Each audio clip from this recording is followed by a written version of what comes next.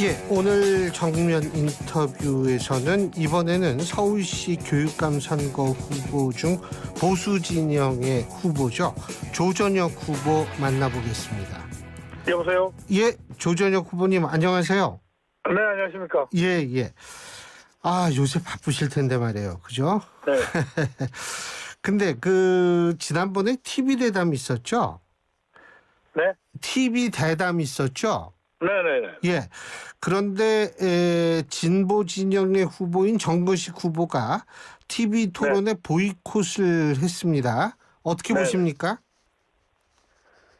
그러니까 우리는 사실은 선관위의 규정에 맞춰가지고 행사 갖다 진행한 거거든요. 예. 그리고 또 윤호상 최보선 후보라고 이 후보들은 또 TV 토론에 참석하지 않았습니까? 예. 그래서 하여튼 자신이 토론에 보이콧을 갖다 하는 게 자신은 정당하다고 이야기를 하지만은 이게 교육하면 규칙 준수를 갖다 가르쳐야 하는 자리라고 생각을 합니다. 그래서 교육감 자격이 있는지 이제 좀 보면 마치 초등학생 떼쓰기를 갖다 보는 것 같아 이런 말씀을 드립니다. 예. 근데 이제 정 후보 측은 가뜩이나 깜깜이 선거 지적을 받고 있는 교육감 선거를 희화화하고 무력화하는 황당한 일은 당장 중단돼야 한다. 이렇게 얘기를 하는데 이 입장은 어떻게 보십니까? 아니 그래서 저는 정 후보한테 예. KBS 이제 선거방송 토론은 이제 규정이 그렇게 돼 있으니까 그거는 넘어가더라도 그렇게 깜깜이고 선거가 희화되고 무력화된다고 그러면은 다른 이 토론을 갖다 하자. 예. 저는 기본적으로 소위 말하는 이제 좌파 이 패널 이 유튜브 방송이라도 저는 무조건 나가겠다. 예. 토론하자. 그런 입장이었거든요. 예. 그리고 방송이라는 게 KBS 하나만 있는 것도 아니고 MBC도 있고 SBS도 있지 않습니까? 예. 그래서 나가서 이제 토론을 갖다 하면 될 건데 이제 그런 토론의 기회를 갖다 갖는다 그러면 지금이라도 저는 언제든지 환영한다는 말씀드립니다. 지금 조전혁 후보께서 규정상이라는 말씀을 하셨는데 KBS 어떤 규정 말씀하시는 거죠? 선거 방송 규정이 따로 있어요. 예. 예. 그래서 직전 선거에서 10% 이상의 득표가 단 사람들, 예. 그리고 당해 선거에서 이제 이 종합 일간지, 그리고 지상파 3사, 그리고 종편 보도전 전문 채널 이런 쪽에서 이제 한 여론조사 한 것에서 5% 이제 득표 한 분, 이분으로 제한이 되어 있습니다. 예. 선거방송으로 하는 게. 예. 그래서 그 규정을 갖다 저는 이야기를 하는 겁니다. 저도 사실 그런 규정이 있는지 잘 몰랐어요. 예. 그 규정이 있기는 있습니다. 제가 그거는 선거방송 토론위원회 MC를 많이 봐가지고 그거는 있기는 있는데 알겠습니다. 제가 봐도 약간 불합리는 해 보입니다만은 근데 하여튼 그 규정이 그렇게 된 것은 나중에 고칠 때까지는 하여튼 그 규정을 따라야 하는 게 맞는 말 아니겠습니까? 예, 알겠습니다. 네네. 예, 우리 조전혁 후보께서는 지난 10년의 서울교육 어둠의 시대였다 이렇게 말씀을 하시는데 어둠의 시대였다라고 생각하시는 이유가 있으십니까? 그러니까 저는 교육을 보는 여러 가지 관점 중에서 가장 중요한 관점이 사실 학력 부분도 있겠고요. 인성 부분도 있겠고요. 그리고 이제 교권 이런 측면도 있지 않겠습니까? 그런데 이 모든 것들이 다 추락이 됐어요. 그러니까 이제 학력은 학력대로 이제 떨어졌고요. 그리고 교권은 교권대로 떨어지고 그리고 인성 교육도 떨어지고 아이들 또 안전해졌느냐면은 안전하지도 않아졌습니다. 아이들 사실 자살률이 거의 2배로 이제 올라버렸고요. 그래서 이런 것들을 이제 전체를 갖다 종합적으로 판단을 갖다 해보면은 서울교육이 완전히 어둠의 시대, 뭐 암흑의 시대에 있다 이렇게 저는 생각을 합니다. 예. 그래서 교육감 선거에 다시 도전하게 됐다 이렇게 이해도 되겠습니까? 뭐 그런 측면도 있고요. 예. 저는 개인적으로 예. 평생 경제학을 전공한 경제학자입니다. 예. 저는 교육보다 중요한 경제 변수가 없다고 생각해요. 예. 우리가 지속적으로 고성장을 하는 나라들 보면요. 예. 탄탄한 교육 제도가 그 성장을 뒷받침하고 있고요. 아하. 또 그러고 이제 우리가 보통 정의롭다고 생각하는 사회들을 갖다 보면요. 탄탄한 공교육을 바탕으로 이게 소셜 모빌리티라고 그러죠. 사회 계층 이동이 이제 일어나고 하는 그런 사회. 즉 뭐 부모 세대는 지금 뭐 소위 그 저소득 계층으로 살더라도 공교육 혜택을 갖다 받아가지고 자식 세대는 중산층 이상으로 살 수 있는 희망을 갖고 있다는 믿음이 있는 사회는 굉장히 안정되지 않습니까? 예. 그래서 그런 사회를 갖다 우리는 지향을 갖다 해야 되는데 그런 측면에서 보면은 교육은 굉장히 또 중요한 사회 변수라고 생각을 하고요. 그리고 교육은 뭐 한 개인의 이 역사, 또 한 집안의 역사, 한 기업의 역사, 그리고 인간이 만든 모든 이 기관과 기구의 역사, 뭐 거기에는 국가도 포함되지만은 그 역사를 규정 짓는 저는 역사 변수기까지 하다고 생각을 합니다. 그렇기 때문에 저는 교육은 중요하고 이 망가진 교육을 꼭 고쳐보겠다 이런 사명감을 가지고 있습니다. 예. 알겠습니다. 지금 우선적으로 추진해야 될 게 초등학교 진단평가 부활 맞습니까? 그렇습니다. 진단평가 이야기입니다. 네. 예. 이걸 우선 과제로 내걸으신 이유 좀 설명해 주시죠. 그러니까 이제 그동안 소위 말하는 이 좌파 교육감 시대에 이게 뭐 시험, 테스트 뭐 이런 것들 평가를 죄악시했어요. 평가하는 거는 마치 아이들 갖다 이제 이 학대하는 행위처럼 이렇게 생각을 했던 것 같습니다. 예. 그러다 보니까 뭐 기본적으로 평가를 갖다 전혀 하지 않았었습니다. 그래서 예. 우리 아이들의 지금 이 강점은 무엇인지 단점은 무엇인지 뭐 이런 것들이 전혀 파악되지 않고 있어요. 예. 그래서 저는 이 학력과 관계돼서도 진단평가가 필요하고요. 예. 요즘 우리 아이들 보면 또 이제 마음 건강의 문제 뭐 이런 것들이 굉장히 이 중요한 화두지 않습니까? 예. 그래서 이런 부분도 다 진단이 돼야 된다고 생각을 합니다. 예. 학교 경영하고 관련된 부분도 진단이 돼야 되겠고요. 예. 그래서 하여튼 이런 그 종합적인 이 학교의 운영 실태, 학생들 개개인에 대한 실상들을 갖다가 진단하는 게 저는 굉장히 시급하고요.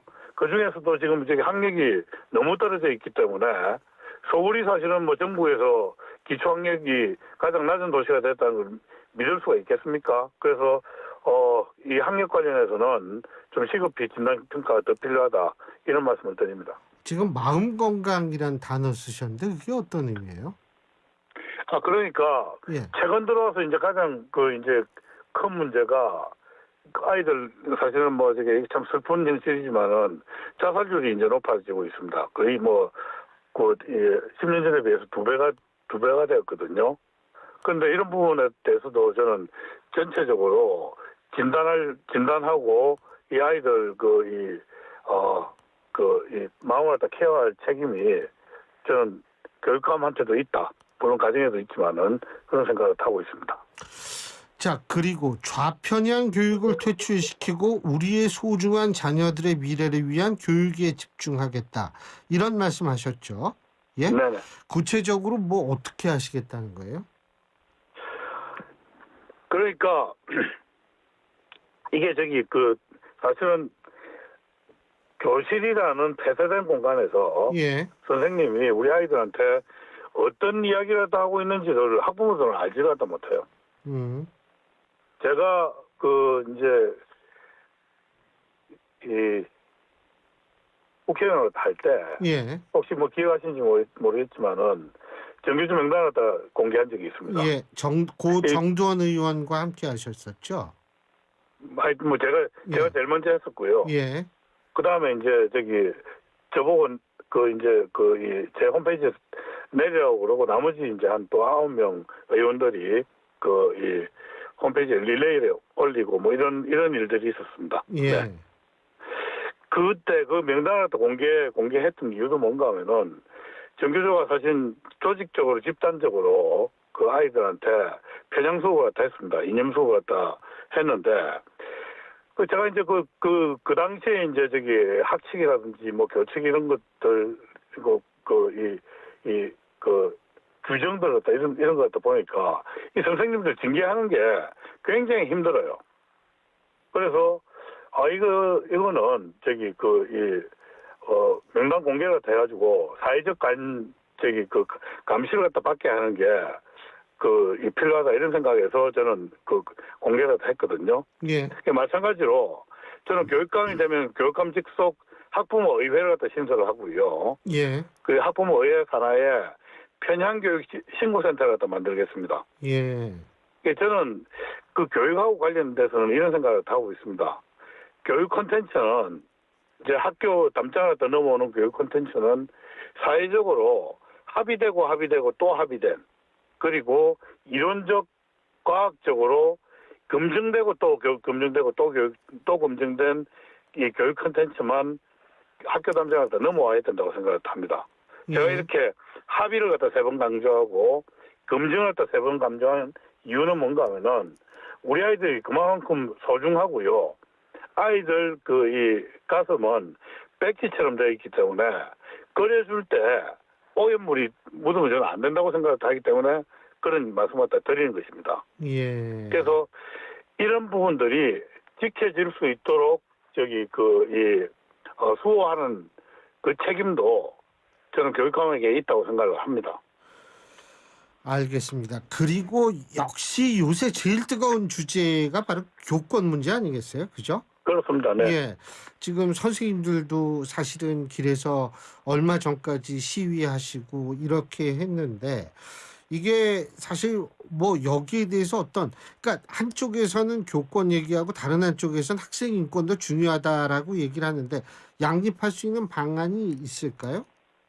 근데 사실은 서로 존중되는 게 맞죠. 예. 그래서 교권과 학생 인권이라는 게 예. 두 개가 이 상충되는 개념이 아니고요. 상충돼서도 안 되는 개념입니다. 예. 학생 인권이 제대로 지켜지기 위해서는 교권이 또 굳건하게 확립돼 있어야 되는 것이죠. 요즘 들어가지고 과거처럼 뭐 선생님이 아이들 갖다 뭐 함부로 폭력을 기준다든지 학대하는 일은 상상하기 힘들거든요. 예. 물론 그런 일이 있을 경우에 그 부분에 대해서 미연에 방지를 갖다 해야 되지만은 과거와는 완전히 달라졌다는 말씀을 갖다 드리고요. 이 학생인권조례하고 이제 교권하고 관계를 제가 좀 말씀드리면요. 우리나라 이제 학생인권조례를 처음 도입을 갖다 한 데가 사실은 김상곤 교육감이 2009년에 경기도에 학생인권조례를 가장 먼저 도입했습니다. 예. 그런데 그때 김상곤 교육감이 뭐라고 이야기가 되는가 하면 저 선생이 기억을 하는 게요. 뉴욕시에 학생 권리 조례라는 게 있습니다. 예. Student Bill of Rights라는 게 있는데 그걸 전범으로 삼아가지고 학생인권 조례를 또 만들었다고 그랬거든요. 예. 그런데 이게 거의 새빨간 거짓말이었습니다. 어떤 건가 하면은 우리나라 학생인권 조례는 학생들의 권리만 이렇게 나열을 하고요. 또 권리 구제 절차만 일방적으로 이렇게 다 서술을 하고 있습니다. 반면에 미국의 그 학생 권리 조례, Student Bill of Rights는 이게 아이들 자유와 권리는 그냥 이 선언적인 수준. 그러니까 말씀드리면은 아이들도 미국의 시민이기 때문에 미국이 헌법이 부여한 자유와 권리를 이제 누린다라는 것을 선언하고 있고요. 반면에 여기에 따르는 책무와 의무에 대해서는 굉장히 자세하고 상세하게 서술을 하고 있습니다. 예를 들어 가지고 집회 시위에 자유가 있다라는 것을 갖다 이제 서술을 하고 있지만은 그러나 집회 시위를 하는 데 있어 가지고 지켜야 될 각종 규칙들을 갖다 나열을 하는데요. 뭐 예를 들어 가지고 다른 사람 통행을 갖다 방해해서는 안 된다. 집회 시위를 할 때도 복장을 갖다 학생답게 단정하게 입어야 된다. 뭐 이런 것들 쭉 나열을 하고 심지어 이런 규정까지 있습니다. 집회 시위를 할 때 유인물을 나누어 줄 수 있지만 반드시 교장 선생님의 사전 허가를 듣게 해야 된다. 뭐 이런 것들 갖다 쭉 하고 있거든요. 그래서 미국의 그 스튜던트 비로 오브 라이트 같은 이렇게 보면은 그 자유와 그 권리에는 반드시 책무와 의무가 따른다는 것을 예. 가르쳐 주고 있습니다. 그리고 예. 우리가 한번 생각을 해보면은 예. 자유와 권리는 누가 뭐 이야기 안 해도 스스로 요구하잖아요. 예. 반면에 이제 책무와 의무는 학교 생활을 하면서 예. 이 규칙을 갖다 따르고 규범을 갖다 따르고 하면서 이게 스스로 몸에 체화를 갖다 하고 예. 이런 과정을 갖다 통해서 사실은 공화 그 사회에 어떻게 보면 교양시민으로 성장하지 않겠습니까? 예. 그래서 알겠습니다. 보면은 어떤 게 더 교육적인지 잘 알 수 있을 겁니다. 예. 근데 우리 학생인권조례는 아이들 일부 영악한 아이들은 이 학생인권조례를 악용 또는 이 남용을 해가지고 예. 선생님을 딱 가스라이팅까지 해요. 좀 이 언짢은 선생님이 있으면은 예. 선생님이 자기를 학대한다고 막 신고를 해버리면요. 이 예, 선생님 예. 아주 곤란을 당합니다. 예. 예. 심할서 다 써야 되고 예. 교육청 불려다니면서 그냥 예.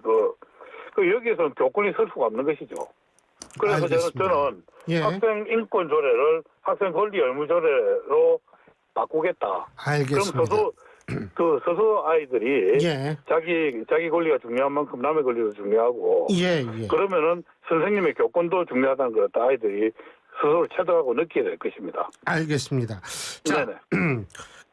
이거는 공통으로 드리는 질문인데 우리 조전혁 후보께서 보실 때 조희연 전 교육감의 정책의 공과 어떻습니까?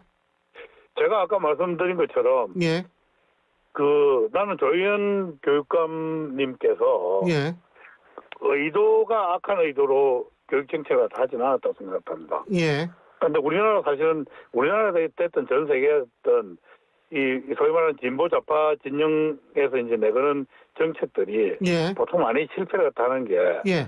선의로 시작을 했지만은 그 과정에서 이게 다 악하게 변하는 경우가 많아요. 예. 뭐 예를 들어 가지고 혁신학교 정책, 뭐 학생인권 조례도 마찬가지고요. 예. 이게 다 선의로 시작을 했지만은 완전히 실패한 교육 예. 실험이었고요. 예. 이렇게 10년을 돼서 이제 실패했으면은 예. 이제는 바꿔야 할 때라고 저는 생각을 하고요. 또 뭐 알겠습니다. 특히 이제 마지막에 문제는 이분이 무리하게 이 삼선을 하는 바람에 지금 보궐선거를 치르게 되지 않았습니까? 예.